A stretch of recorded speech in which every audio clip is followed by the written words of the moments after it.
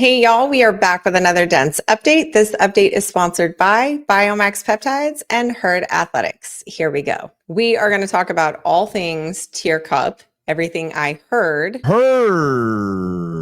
everything I saw, and everything in between. But first, just before Tyr kicked off, Dave Castro met with all of the athletes competing there on Thursday. He talked a little bit about this on his most recent weekend review. And so overall, the entire conversation was really good. I'm glad we did it. He also mentioned his highlight of that entire meeting was Tia and her engagement and how clear it is that Tia is like a leader amongst that group. A lot of time was spent debriefing about the games. He said there were some heated discussions over the pegboard, obviously, that being one of the biggest issues for the athletes. And then he also subtly hinted to some conversations with the athletes. There's a lot of other things we talked about and, some specifics that, again, typically, like, I'm not going to share, but if any of the athletes end up talking about or wanting to talk about, some of the conversation was a little, I wouldn't say heated, but definitely a little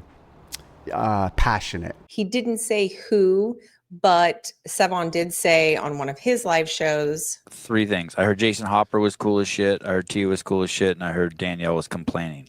Seems like it's all status quo. He talked about 26.3 being announced live at Wodify Miami next year. The Barbell Spin also reported on this on Instagram, mentioning that not only will the athletes competing at Wodapalooza be able to do the 26.3 open workout and submit their scores, that spectators will also have a chance to do that as well. The Sevan podcast crew, we arrived on Tuesday. Taylor Self, his wife Lizzie, Bryson and Maris, Sevan, Haley, the kids, and even Sevan's mom Rosemary. We spent most of that week leading up to the event just enjoying some quality time. We hung out on the beach, we played football, did workouts with the boys on the sand, dropped in for a couple of workouts at Chalk, which is home gym to our great sponsor, Sarah Cox with Biomax Peptides. Her Biomax clinic is right next door. We also shot Kill Taylor there on Thursday. Nick Anapolaski was the first athlete to call in. He must have been waiting a long time for something like this to come up because he absolutely just destroyed it. He did, in fact, kill Taylor, which is crazy being the first one to call in the show. Then we had Tutor Magda call in. And just when you thought the show was over, Nick Anapolsky, you are cooked, brother. Nick, I hope you didn't spend the money from one yet, hog buddy. to another. We're bringing it back to America. Canada wants to be us. They're not going to quite get it. he came in hot, didn't even warm up in true Colton Mertens fashion. Time to beat 907. Damn. Wow, 848. Wow. Holy Wow. shit. That was Alex, crazy. I can't even breathe like that. Yeah, me neither. Hey, dude, you remember when Colton What is that? Oh, that thing was huge, dude. What was that? Now, leading to the start of the events on Friday evening, there was no shortage of drama. Before we even stepped foot on the venue, Brian Friend was doing his best to try to get us kicked out. I could have came to this event, completely ignored that he was here, not cared at all. But first thing he does when he hears that we're coming to the event, he tried to get me kicked out and then tells everybody that nobody wants us here. Yeah, that is the backstory is that he was trying to get us so that we couldn't come to the event. That's normal.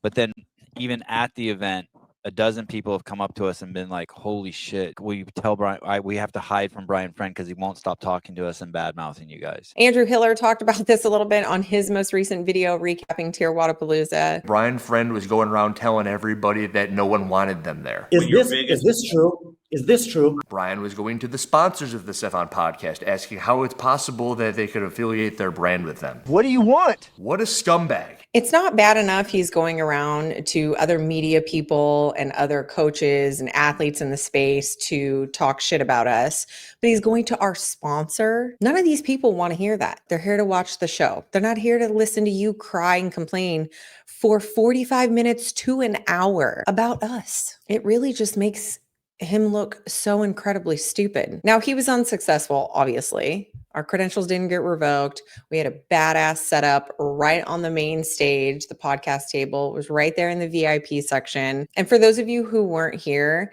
this event was pretty cool. It gives you the old California festival vibes right on the beach, right next to Huntington Beach Pier. Massive layout, huge vendor village. All the vendors you could think of are there.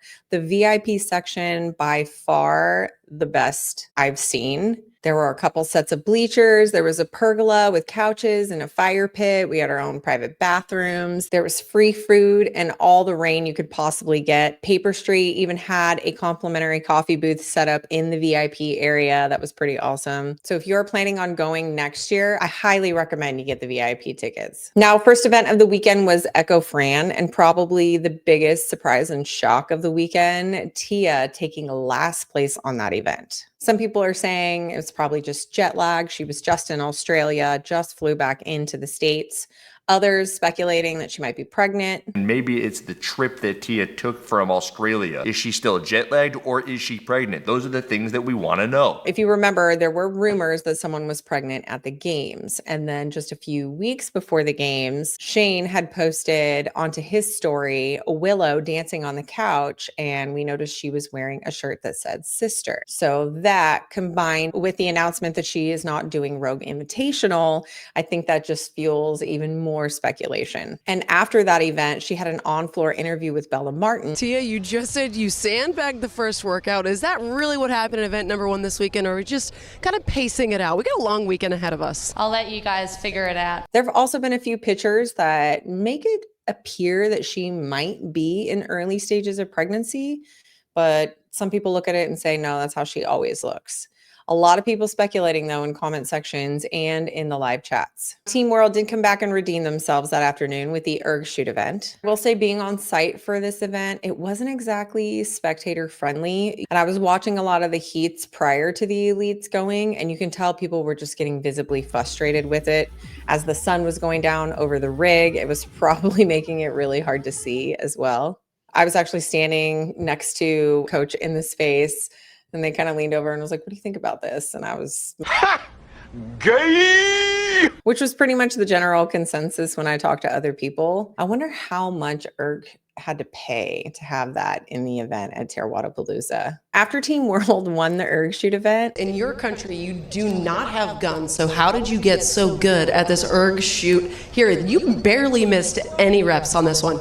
I mean, we have guns in Australia, but I think we prefer to use knives. He's got a knife. That's not a knife. That's a knife.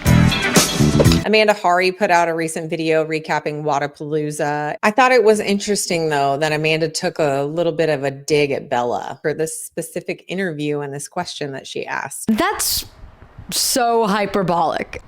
I assume people who might think in the most extremes may have thought this was a question that made sense, but there's not zero guns in Australia. That is a crazy assumption. And I don't know if that's actually her assumption or if someone told her that or if, I don't know. It doesn't even make sense in my head. I find it incredibly interesting, the people that I run into at some of these events and their willingness to share stories with me. What I don't know what she's referring to. Do you know what this is? Jen said last night was so fun. I learned so much about Mesa in her time at previous CrossFit gyms. No idea. There's other people from Charleston here probably talking shit. Cool. There's other people from Charleston here probably talking shit. Cool. Now, of course, Mesa responds with her typical, let's play the victim. Let's just be nice. Honestly, good vibes. We're in a cool place. Let's not do this. Which is really funny because just a few days before this event, she was threatening to sue people. You know, the stories I hear sometimes, I almost don't want to believe. You've never been in a gym where you're not welcome because you've never had to feel unsafe in a situation. But when you have not one, but two people who have no connection to each other tell you the same things about someone, it makes it really difficult to not believe it's true. Has she ever mentioned how many gyms she's gotten the proverbial boot from? I mean, surely she's never threatened to blackmail anybody or has any crazy scorned ex-best friend stories. But I will say, with what I've heard, she fits in just perfectly at Be Friendly Fitness.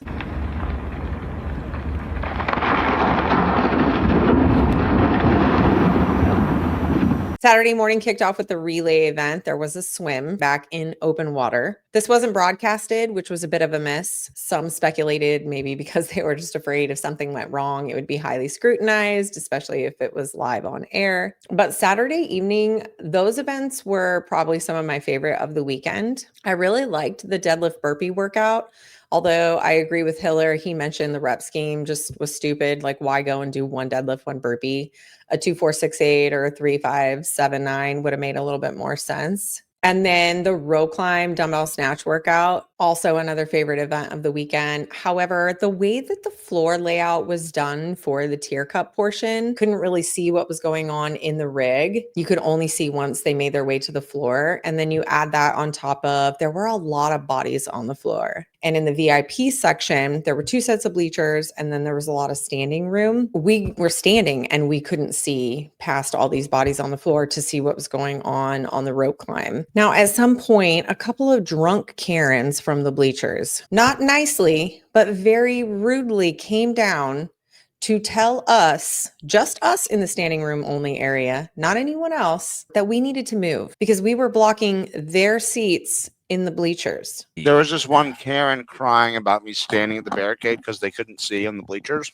But meanwhile, I'm standing at a part where everyone is standing and like no one can see. And you're in a bleacher where you can stand and be above everyone. And this Karen, capital K Karen, we can't see, can you move? But we couldn't see from where we were standing, so us moving didn't even matter. Right, right. I heard one of them complaining, oh, they don't care. They're not going to move, which we didn't for a little while. And then drunk Karen came over again. You're not even filming. Why are you standing there? Which a bitch I was. I had my phone. She just couldn't see it because she was standing behind me. And instead of going full Jenny on them, I restrained. It was very clear they didn't like us and that's why they were complaining. I couldn't tell if it was just the liquid courage on them or if it was the obscene amount of Botox and injections that just had them going full retard. What? The retard. What I do know is that both of their fat asses could have just stood where they were sitting and they would have been able to see just fine. But heaven forbid you have to stand up for just a few seconds to watch an event. The entitlement there is just wild. One positive thing that came out of that was Olivia Kerstetter matchup with Tia Toomey. Where we were actually standing, Olivia's parents were right behind us, and we didn't realize until the event started, and they were yelling and cheering, and oh my gosh, they were just so proud, and it was so awesome to see. They were absolutely wonderful. Now going into Sunday, Team North America, Team World were tied. To kick off that day, we did Kill Taylor on site. Outside, the biggest event of the weekend was Kill Taylor. Sevan Podcast put that thing on live for everyone to see on one of the stages, and you could see the crowd, and there's a bunch of people there. That was crazy. It's the biggest, from what I've heard, event outside of the main event the entire weekend had to see. We're just hanging out. Taylor had just done the workout, and up at the top of the venue, we see Brent Fikowski, and the guys are on live, and the audience there can hear, and they're calling out to him like, come on, Brent, come down, do the workout. And I'm thinking, there's no way he's going to do this workout. But sure enough, he came down, got warmed up, and he did it. Guys, this is a crazy treat. Hattie Canyo and Brent Fikowski. What a treat. Nice, Brent. Great job. Moving smooth. It's got 5 to go. 5 more. Come on, hands off the knees, hands on the bag. Now, he's not quite as fit as he used to be, but I thought it was really big of him to do that, extending the olive branch, considering a lot of us have had very strong feelings about Brent and the PFAA. I did hear a rumor that the PFAA is done. The Fikowski is going to take those 3 pages that are the PFAA in his drawer right next to his desk, pull it open, and throw them in the fireplace. And then the star of that show, Miss Hattie Canyo. So Sevan calls her live on the show, and she ends up coming down and doing the workout. And I'm talking to her on the side before she's getting warmed up. She's like, I had a margarita yesterday. Like, I have no idea how this is going to go. But she went out there and holy shit, that final round, she got faster. Close. Let's go, Hattie. Don't slow down. Oh, Hattie, you're right there. Let's on the go. bag. A sprint Come on, on the come bag is what we need. You're going to have to move on the bag. Oh, Let's go, Hattie. Let's go, What was Hattie. my time? 7:44. She can do it here. She beat Taylor's time, I think by 4 or 5 seconds.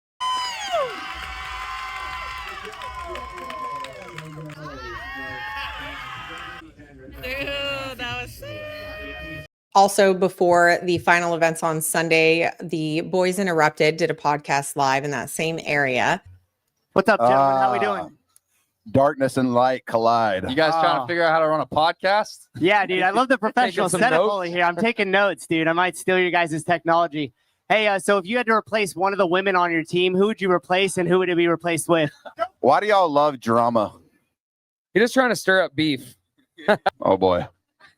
Dallin, you look like a brick shit house out there yesterday. You still look shredded as all get out, but you really look masked. Wait, you don't think Sevan supports us? I think he supports some people more than others.